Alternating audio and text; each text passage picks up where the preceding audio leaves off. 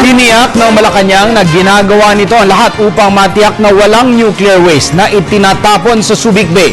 Niliwanag din ang palasyo na walang kinalaman ang Visiting Forces Agreement ng Amerika at Pilipinas sa issue ng toxic waste.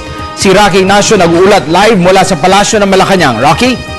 Yes, maraming salamat, Atty. Mark. Nagsimula na nga ang Subic Bay Metropolitan Authority na magsagawa ng investigasyon sa umano'y pagtatapon ng toxic waste dito sa may karagatan ng Subic Bay. Pero sa report na tinanggap ng palasyo kay SBMA Chairman Roberto Garcia, walang nuclear at upang hazardous waste na natagpuan sa karagatan nito.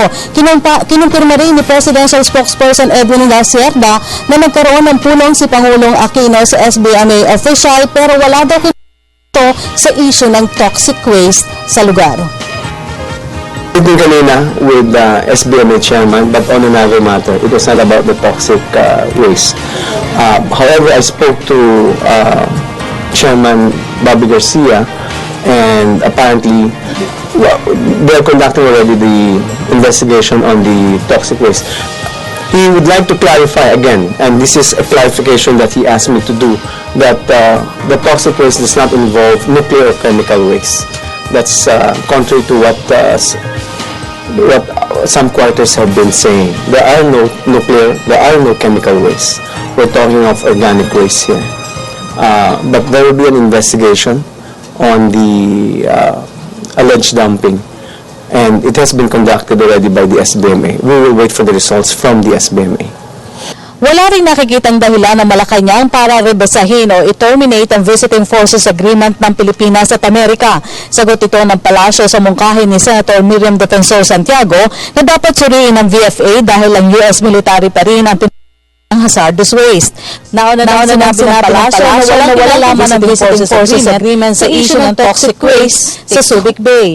Ang Glen Defense Marine Asia Philippines Incorporated anyang may obligasyon para sa maayos sa pagtatapon ng materials mula sa US Navy.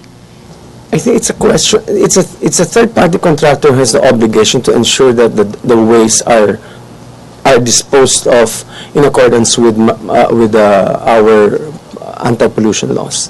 And so they are third-party contractors. They're obligated to do so, regardless of whether there's VFA or not. Even if it is a cruise ship, you would have to also handle the waste of a particular cruise ship would have to be disposed of in accordance with our laws. So our position is that VFA need not be terminated. This was done by a third-party contractor. Gitna ng Malacanang, ang mahalaga dito kahit anong uri ng sasakyan dagat, dapat obligado silang magtapon ng dumi na naaayon sa itinatawag batas. Again, this is a question of dumping of waste, and whether you are a third-party country, you are a cruise ship, you are a local shipping company, you're a local passenger shipping company, you are obligated to dispose your waste in accordance with our laws. At yan po ating pag-uulat mula dito sa Malacanang sa tulong ng RTVM. Ako po si Rocky Ignacio para sa Telebisyon ng Bayan. Maraming salamat kasama Rocky Ignacio.